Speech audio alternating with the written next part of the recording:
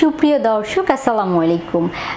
মানুষ হিসাবে আমরা সামাজিক জীব। সামাজিকতা রক্ষার ক্ষেত্রে বা বংশবৃদ্ধি করার ক্ষেত্রে বা দৈহিক চাহিদা পূরণ করার ক্ষেত্রে দেখা যায় যে অনেক মেয়েরই অনীহা থেকে থাকে বা বিভিন্ন ক্ষেত্রে দেখা যায় যেহেতু সামাজিকতার একটি জায়গায় মেয়েদের বিভিন্ন ধরনের বিষয় মাথায় রাখতে হয় বা মেয়েরা একটু লাজুক প্রকৃতির হয়ে থাকে, তো বিভিন্ন কারণে দেখা যায় যে অনেক মেয়েদের ভেতরেই যৌন আগ্রহটা দিনে দিনে কমে যেতে থাকে। আসলে প্রথম কথা বলতে গেলে মেয়েরা এই বিষয়টিতে একেবারেই খোলা মেলা তো নাই, তারপরেও তারা প্রচুর পরিমাণে এই বিষয়টিতে লজ্জা অনুভব করে থাকেন এবং পাশাপাশি সামাজিকতা এখানে তো বিশাল বড় একটি ভূমিকা পালন করে থাকে। তো আজকে আসলে কথা বলবো যে কি কি কারণে মেয়েদের যৌন আগ্রহ কমে যায় বা এক্ষেত্রে আসলে করণীয় কি।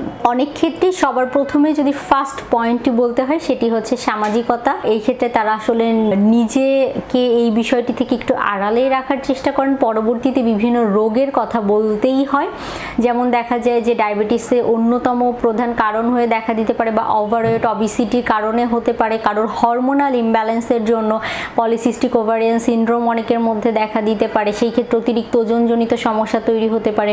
সেটার পাশাপাশি দেখা যেতে পারে যে আরও বিভিন্ন বডি কমপ্লিকেসি তৈরি হতে পারে। হরমোনাল ইমব্যালেন্সের জন্যও কিন্তু অনেকের ক্ষেত্রে বা অনেক মহিলাদের ক্ষেত্রে যৌন আগ্রহটা কমে যেতে পারে।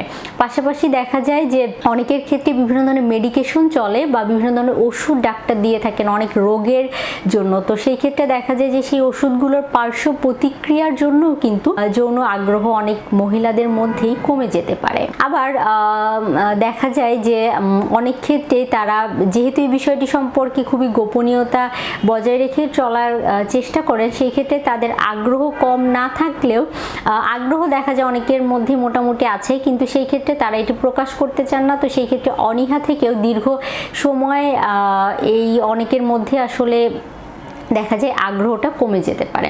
আসলে এই ক্ষেত্রে কি করণীয় বলতে গেলে যে বলতেই হয় যে টিপসগুলোর কথা, যে এটি একটি স্বাভাবিক বৈবাহিক অবস্থা যেটি মেনটেন করে আপনি কিন্তু যেমন নিজের এবং নিজের পরিবারের বংশবৃদ্ধি করার ক্ষেত্রে এটি সাহায্য করে থাকে, পাশাপাশি এটি আপনার শরীরকে বিভিন্ন ধরনের স্বাস্থ্যগত উপকারিতাও কিন্তু দিয়ে থাকে। আর যদি অতিরিক্ত কমে যায় সেই ক্ষেত্রে তো অবশ্যই ডাক্তারের শরণাপন্ন হতে হবে। পাশাপাশি খাদ্যের বিষয়েও যত্নশীল হতে হবে। যেমন আমরা বলে থাকি এই সময় জিঙ্ক জাতীয় খাবার খুব ভালো কার্যকর ভূমিকা পালন করে থাকে, বা ওমেগা 3 ফ্যাটি অ্যাসিড সমৃদ্ধ খাবার। আবার বলা হয়ে থাকে যে এগুলোর পাশাপাশি সেলেনিয়াম জাতীয় খাবার যেগুলো আছে সেই খাবারগুলো খাদ্য তালিকায় রাখতে পারেন।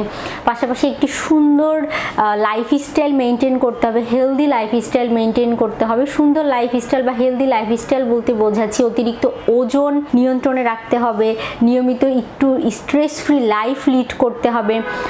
নিজের পার্টনার যিনি আছেন বা হাজব্যান্ড যিনি আছেন তার সাথে নিজেকে একটি বন্ধুত্ব ভাবাপন্ন সম্পর্ক বা একটি ফ্রেন্ডলি সম্পর্ক তৈরি করার চেষ্টা করতে হবে বা মেনটেন করে যাওয়ার চেষ্টা করতে হবে।